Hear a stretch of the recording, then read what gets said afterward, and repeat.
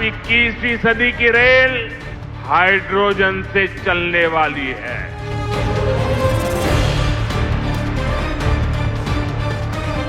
नमस्कार, मैं हूं आपके साथ हेमंत कुमार और आज बात देश की पहली हाइड्रोजन ट्रेन की, क्योंकि प्रधानमंत्री नरेंद्र मोदी ने शुक्रवार को देश की पहली हाइड्रोजन ट्रेन को हरी झंडी दिखा करके रवाना किया है। आज यहां से देश को पहली हाइड्रोजन ट्रेन मिली है। ये ट्रेन जींद से सोनीपत के बीच चलेगी और साथ ही हाइड्रोजन फ्यूल से चलने वाली इस ट्रेन को शुरू करने वाला जो भारत है वो पूरी दुनिया का 5वां देश बन गया है। इससे पहले अगर हम देखें तो जर्मनी, फ्रांस, स्वीडन और चीन में ही हाइड्रोजन ट्रेनें चल रही हैं। लेकिन इस ट्रेन की खासियत क्या है, इसको ज़रा इस वीडियो में जानेंगे। साथ ही ये भी समझेंगे कि इस खास मौके पर जब देश की पहली हाइड्रोजन ट्रेन को प्रधानमंत्री नरेंद्र मोदी ने हरी झंडी दिखा करके रवाना किया तो उन्होंने इस खास मौके पर क्या कुछ कहा, उस पर भी इस वीडियो में बताएंगे। तो चलिए शुरुआत पहले इसी बात से करेंगे कि आखिरकार ये हाइड्रोजन ट्रेन जो है वो देश की, उसकी खासियत क्या है। क्योंकि एक बार फ्यूल भरने के बाद में ये जो ट्रेन है वो 356 किलोमीटर तक चलेगी। साथ ही साथ अगर इसकी डिजाइन को लेकर के स्पीड अगर हम देखें तो 110 किलोमीटर प्रति घंटे की मैक्सिमम इसकी स्पीड है हाइड्रोजन ट्रेन की। अब आते हैं हाइड्रोजन की खपत कितनी होगी, क्योंकि रोजाना 300 किलोग्राम हाइड्रोजन की खपत जो है प्रतिदिन के हिसाब से इसमें होगी। और यात्री क्षमता की अगर इस ट्रेन की हम बात करें तो 682 सीटें इसमें लगाई गई हैं। अपने आप में ये खास है, इसकी डिजाइन खास है और कुल मिलाकर के 2600 यात्री इस ट्रेन में यात्रा कर पाएंगे। तो देश की पहली हाइड्रोजन ट्रेन के ऑपरेटिंग सिस्टम की अगर हम बात करें, स्पीड की बात करें, ऑपरेटिंग स्पीड की बात करें तो 75 किलोमीटर प्रति घंटे की रफ्तार जो है मैक्सिमम इसकी है। हाइड्रोजन स्टोरेज की बात कर लीजिए तो 440 किलोग्राम हाइड्रोजन ये स्टोरेज करके रखेगी। इसमें कुल मिलाकर के 10 कोच है, जिनमें से 8 पैसेंजर कोच हैं और 2 पावर कार हैं। इस तरह से अगर हम प्रत्येक पावर कार की बात करें तो 1200 किलोवाट का प्रत्येक पावर कार, और एक बार जब फ्यूल भर जाएगा तब मैंने बताया कि 356 किलोमीटर तक का सफ़र ये ट्रेन बिना रुके कर सकेगी धुएं की जगह पर। अब देखिए, बहुत खास बात यह है कि इस ट्रेन से आप सोच रहे होंगे कि क्या सिर्फ धुआं निकलेगा। धुआं नहीं निकलेगा, धुएं की जगह पर सिर्फ भाप निकलेगी। तो पर्यावरण के लिहाज से ये बहुत ही मुफीद है, पॉल्यूशन नहीं होगा, ये बहुत बड़ी बात है। और अगर इस ट्रेन की खासियत को देखते हैं तो भारत की ये पहली हाइड्रोजन ट्रेन है जो आज से शुरू हो गई है। लेकिन अब इसके आगे आखिरकार क्या अलग अलग जगहों पर भी इस तरह की ट्रेन चलेगी तो उस पर भी बात करेंगे। लेकिन पहले प्रधानमंत्री नरेंद्र मोदी ने क्या कहा। प्रधानमंत्री नरेंद्र मोदी ने कहा कि जींद सोनीपत के बीच चलने वाली ये जो ट्रेन है वो दुनिया की सबसे ताकतवर हाइड्रोजन ट्रेन है। यानी कि पूरी दुनिया में इससे ज़्यादा ताकतवर हाइड्रोजन ट्रेन नहीं चलती है। जैसे मैंने बताया कि जो बाकी 4 देश जिनका जिक्र हमने किया वहाँ पर हाइड्रोजन ट्रेन चलती है, लेकिन इससे ज़्यादा पावरफुल ट्रेन नहीं है। इस ट्रेन को भारत के इंजीनियर्स ने डिज़ाइन किया है और भारत की कंपनी ने ही इसे बनाया है। 10 कोच की जो ट्रेन है वो जींद सोनीपत रूट पर 14 स्टेशनों के बीच में अधिकतम 75 किलोमीटर प्रति घंटे की रफ्तार से चलने वाली है। इसका किराया होगा 5 से लेकर के 25 रुपये तक के बीच में, बहुत सस्ता। 5 रुपये से लेकर के 25 रुपये तक के बीच में महज किराया है। ये ट्रेन 89 किलोमीटर का जो सफ़र है वो करीब 2 घंटे के भीतर पूरा करेगी। अब आप जान लीजिए कि हाइड्रोजन आखिरकार कैसे बनता है। तो H2O यानी कि पानी हाइड्रोजन और ऑक्सीजन से मिलकर के बनता है। और जब पानी को बिजली के ज़रिए हम एक खास प्रोसेस के ज़रिए 2 हिस्सों में बांट देते हैं, जिसमें हाइड्रोजन और ऑक्सीजन अलग अलग कर देते हैं, तो इस तरह से ये हाइड्रोजन बनता है। लेकिन अब एक और महत्वपूर्ण सवाल आपके दिमाग में आ रहा होगा कि हाइड्रोजन ट्रेन आखिरकार कैसे चलती है। क्योंकि इस ट्रेन का इतना जिक्र हो रहा है तो ये भी जान लीजिए कि ये कैसे काम करती है। हाइड्रोजन ट्रेन को आप ऐसे समझ सकते हैं जैसे ट्रेन के अंदर ही एक छोटा सा बिजली घर लगा दिया हो।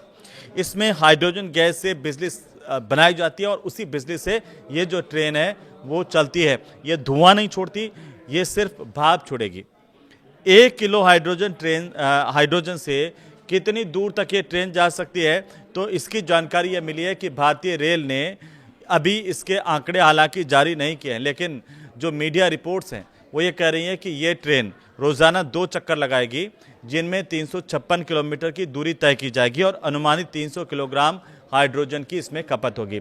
इस हिसाब से ये ट्रेन 1 किलो हाइड्रोजन में करीब 1.5 किलोमीटर का सफ़र करेगी।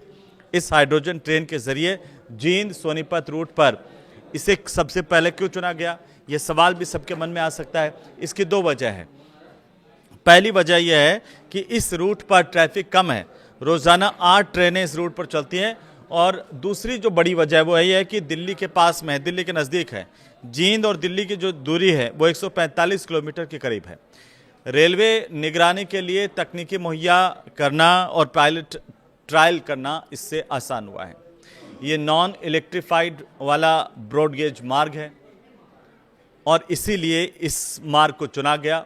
ये 2 वजह खास हैं जो मैंने आपको बताई, लेकिन क्या भारत के अन्य रूटों पर भी इस तरह की ट्रेन चलेंगी, ये सवाल भी अब पूरे देश के मन में आ रहा है। तो हाँ, सरकार की तरफ से हाइड्रोजन फॉर हेरिटेज योजना चलाई जा रही है और इसके तहत देश के अलग अलग ऐतिहासिक जो हेरिटेज और पहाड़ी रूट है उन पर इस तरह की 5 हाइड्रोजन ट्रेनें चलाने की योजना अभी शुरुआती तौर पर है। माना यह जा रहा है कि जिन रूट्स पर बिजली की लाइन खींचना काफ़ी मुश्किल होता है, वहाँ पर ये इस तरह की हाइड्रोजन ट्रेन कामयाब होगी। और जो दिल्ली जींद वाला रूट है वो अभी बिजली लाइन से जुड़ा हुआ नहीं है, इसलिए इस पर सबसे पहले जो ट्रायल के तौर पर भी देखा जा रहा है। तो ये जो ट्रेनें अलग अलग जगहों पर भी चलेगी, लेकिन ये जब ट्रेन चलाई जा रही है हाइड्रोजन ट्रेन, ये भारत के लिए बहुत खास है और इसकी जो जिम्मेदारी है चलाने की वो जींद मुख्यालय में तैनात है लोको पायलट राजेश कुमार, उनको दी गई है। उन्हें भारत की पहली हाइड्रोजन ट्रेन के संचालन की जिम्मेदारी मिली है।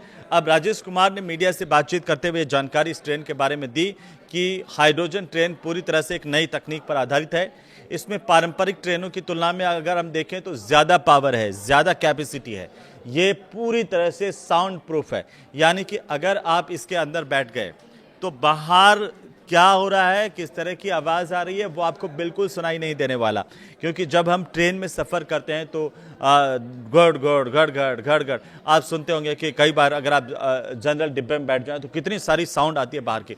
ये ट्रेन पूरी तरह से साउंड प्रूफ है, बाहर क्या हो रहा है, बाहर की कितनी आवाज़ है वो इसके अंदर नहीं आएगी। पर्यावरण में किसी प्रकार का प्रदूषण नहीं होगा, ये सबसे खास बात है इस ट्रेन की। इसका पिकअप अगर देखें तो बहुत ज़्यादा बेहतर है, ये राजेश कुमार ने जानकारी दी। उन्होंने कहा कि पिकअप बेहतर होने से ट्रेन का संचालन ज़्यादा सुगम और प्रभावी भी होता है।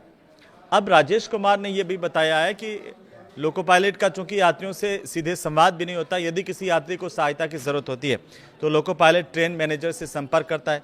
इसके बाद train manager public address system के जरिए यात्रियों तक सूचना पहुँचाता है और आवश्यक सहायता उपलब्ध करवाई जाती है। उन्होंने ये भी जानकारी दी है कि इस ट्रेन में हाइड्रोजन फ्यूल सेल लगाया गया है।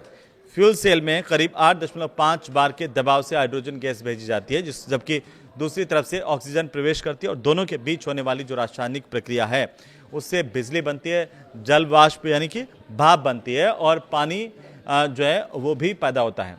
अब भाप ऊपर उड़ा दी जाएगी, पानी को वापस से इसमें काम में ले लिया जाएगा, क्योंकि बिजली ट्रेन को चलाने का जो बिजली निकलेगी वो इस ट्रेन को चलाने का काम करेगी और जल वाष्प जो भाप है वो वातावरण में ऊपर निकल जाएगी। जैसे ट्रेनों में आप ऊपर देखते हैं धुआं निकलता था, इसमें सिर्फ भाप निकलेगी और जो पानी है इसका बचा हुआ वो नीचे निकल जाता है।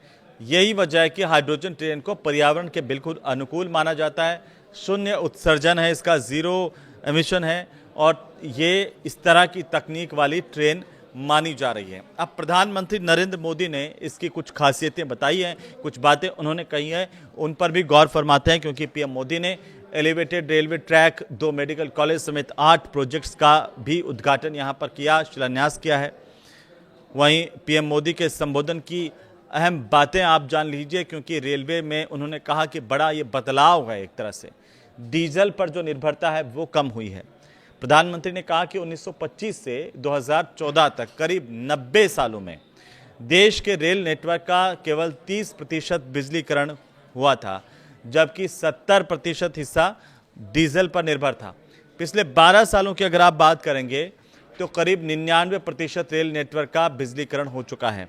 पिछले 12 सालों में 99% रेल नेटवर्क जो है उसका बिजलीकरण हो चुका है, क्योंकि अब उस पर जो ट्रेनें चल रही हैं वो लाइट से चलने वाली, बिजली से चलने वाली ट्रेनें हैं। यदि हॉर्मुज स्ट्रेट में युद्ध जैसी स्थिति, प्रधानमंत्री ने कहा कि 2014 से पहले अगर बनती तो डीजल आपूर्ति प्रभावित होने से रेलवे भी संकट में आ सकता था, लेकिन अब इस तरह के हालात नहीं है। अब ज़्यादातर ट्रेनें बिजली से चलती हैं भारत में, और अब इसके अलावा नई टेक्नोलॉजी को भी देखा जा रहा है। दरअसल उन्होंने कहा कि खेलों में हरियाणा के युवाओं पर भरोसा है। प्रधानमंत्री ने यह भी कहा कि भारत 2030 में कॉमनवेल्थ गेम्स की मेज़बानी करेगा, 2036 और ओलंपिक की मेज़बानी के लिए भी प्रयास कर रहा है, और सरकार खिलाड़ियों को सारी सुविधाएं दे रही है। उन्होंने ये भी कहा कि भारत न्यूजीलैंड और ऑस्ट्रेलिया के साथ स्पोर्ट्स इंडस्ट्री और खिलाड़ियों के ट्रेनिंग के क्षेत्र में मिलकर के काम करेगा। इसका लाभ हरियाणा के युवाओं को भी मिलेगा।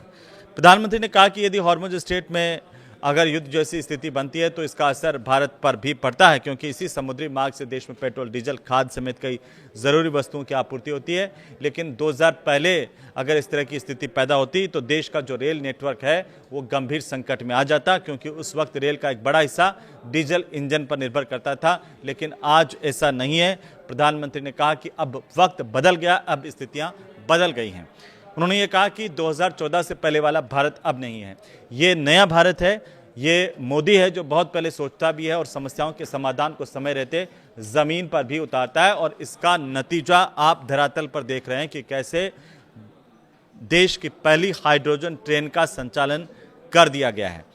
प्रधानमंत्री ने इस खास मौके पर यह कहा कि भारत में रेलवे के बिजलीकरण की जो शुरुआत है वो साल 1925 में हुई थी।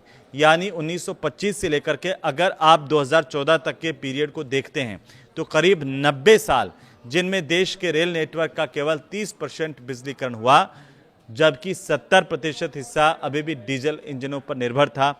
लेकिन उसी रफ्तार से उन्होंने कहा कि अगर जैसे पहले काम चलता था उसी रफ्तार से अगर काम चलता तो पूरे रेल नेटवर्क का 100% बिजलीकरण होने में करीब 200 साल और लग जाते। लेकिन पिछले 12 सालों में स्थिति बदल गई। अब देश के करीब 99% रेल नेटवर्क का जो बिजलीकरण है वो पूरा हो गया है, और इससे रेलवे की डीजल पर निर्भरता काफ़ी कम हो गई है। डीजल का संकट होने के बावजूद भारत की रेलें नहीं रुकी। प्रधानमंत्री ने कहा कि ट्रेन निरंतर चलती रही है। प्रधानमंत्री ने कहा कि फिलहाल ये जो ट्रेन है वो करीब 90 किलोमीटर रूट पर चलेगी, लेकिन भविष्य में इसके विस्तार की अपार संभावनाएं हैं। उन्होंने कहा कि हम लगातार शोध करते रहेंगे ताकि इसकी लागत को हम कम कर सकें, और इसकी दक्षता यानी कि इसकी जो एफिशिएंसी है उसको हम बढ़ा सकें। अभी दुनिया में केवल 3-4 देशों के पास ही हाइड्रोजन ट्रेन संचालित करने की क्षमता है, और वहाँ भी ये तकनीक अभी शुरुआती दौर में है। और ऐसे में भारत की जो हाइड्रोजन तकनीक है और ये जो क्षमता है वो पूरे देश के लिए गर्व की बात है, पूरे देश के लिए अभिमान की बात है, खुश होने की बात है, क्योंकि जींद से सोनीपत के बीच में चलने वाली ये जो हाइड्रोजन ट्रेन है वो दुनिया की सबसे शक्तिशाली हाइड्रोजन ट्रेन है। इसकी क्षमता 3200 हॉर्स पावर के है। इसके साथ ही इसका जो परिचालन दूरी के लिहाज से भी अगर हम देखें तो दुनिया की सबसे लंबी हाइड्रोजन ट्रेन की जो सेवाएं हैं उनमें से ये एक है। इस हाइड्रोजन ट्रेन को भारत के ही इंजीनियर्स ने डिज़ाइन किया है। खास बात यह भी है कि भारत की ही कंपनी ने इसे पूरी तरह से बनाया है, यानी कि ये पूरी तरह से स्वदेशी है। अब जिंद में और इंफ्रास्ट्रक्चर इसकी वजह से बढ़ेगा, कई और कंपनियां भी आएंगी, और ये भारत में ट्रेन के इतिहास में एक नए युग की शुरुआत मानी जा रही है। आप इसे कैसे देखते हैं, हमें इस कमेंट के माध्यम से ज़रूर बताइए, और ये वीडियो अगर आपको अच्छा लगा हो तो आप इसे ज़रूर शेयर कीजिए। नमस्कार।